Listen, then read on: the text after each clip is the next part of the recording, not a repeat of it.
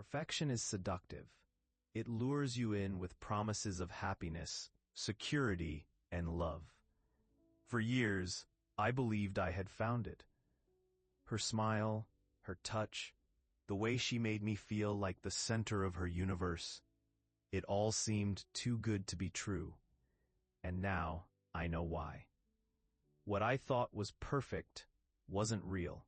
It was a carefully constructed illusion, built on lies so intricate that I couldn't see them until it was too late. Tonight, I want to confess the truth, not just to you, but to myself, because living in denial is no longer an option. This is my story of love, betrayal, and the painful realization that sometimes perfection isn't what it seems. I remember the first time I met her like it was yesterday. She walked into my life like a storm, beautiful, captivating, and impossible to ignore. We connected instantly, talking for hours about everything and nothing. She listened intently when I spoke, her gaze never straying from mine. There was something magnetic about her, a warmth that made me feel seen in ways I hadn't before. At the time, I thought I'd hit the jackpot. Here was someone who understood me, who accepted me completely. Looking back now, I realize how blinded I was by infatuation. I mistook charm for authenticity, charisma for honesty. But love has a way of clouding judgment, doesn't it? The first lie was subtle, so small that I almost convinced myself it didn't matter. She mentioned meeting a friend for lunch, but later I saw a photo on social media showing her somewhere else entirely. When I asked about it, she brushed it off casually, blaming a mix-up or miscommunication. At the time, I told myself it was harmless. Everyone makes mistakes, right? But that tiny crack lingered in the back of my mind, gnawing at my trust ever so slightly. I ignored it, burying my doubts under layers of excuses.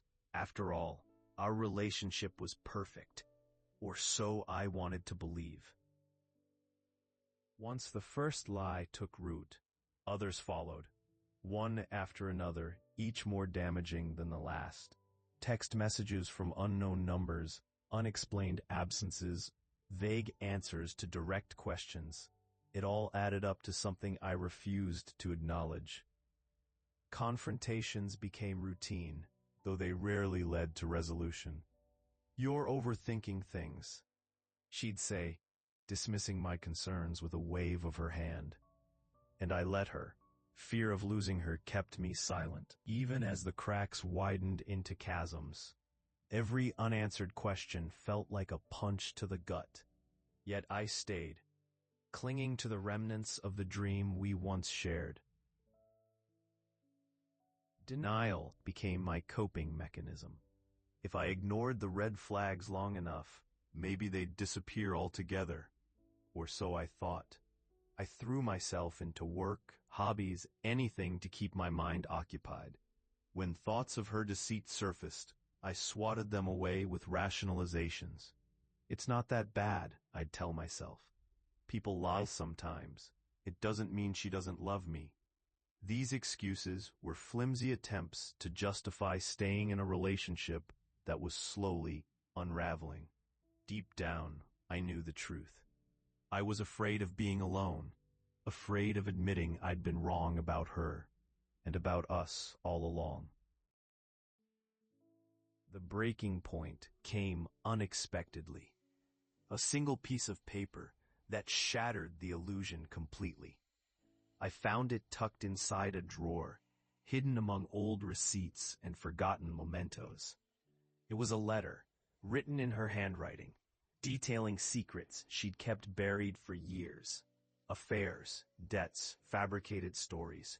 It was all there, laid bare in black and white. My hands trembled as I read, each word slicing deeper into my heart. When I confronted her, she didn't deny it. Instead, she sat quietly, tears streaming down her face, as if waiting for the inevitable collapse. That moment changed everything.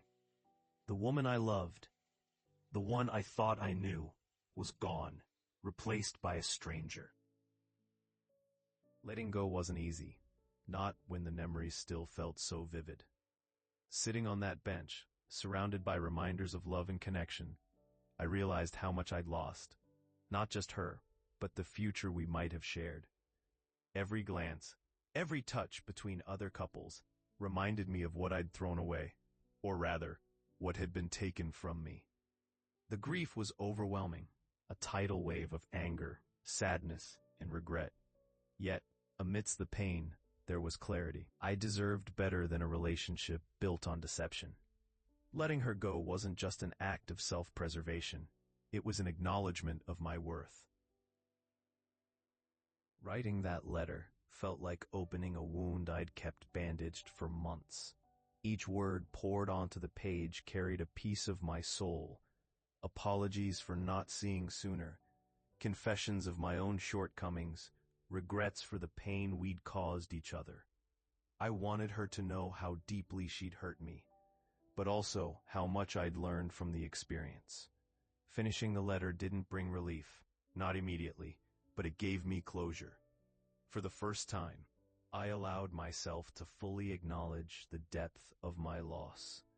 It was excruciating, but also freeing. Therapy became my safe space, a place where I could unpack the layers of hurt and betrayal that had consumed me. Through our sessions, I learned that vulnerability isn't weakness, it's courage. Admitting you've been fooled, that you trusted blindly, that takes strength. Slowly, I began to rebuild my sense of self-worth, learning to trust not just others, but also myself. The journey wasn't easy. It was messy, painful, and often exhausting, but it was worth it. For the first time in years, I felt whole again. Today feels different, lighter somehow.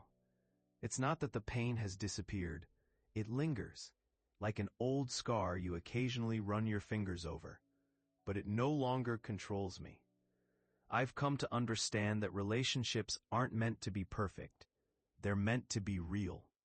Real love requires truth, vulnerability, and effort from both sides. Losing her taught me that lesson the hard way, but it also gave me something unexpected: freedom. Freedom to rediscover who I am outside of someone else's shadow. As I stand here tonight, watching the sun dip below the skyline, I feel ready to embrace whatever comes next. Not because I've forgotten, but because I've healed enough to move forward. Thank you for listening to my story.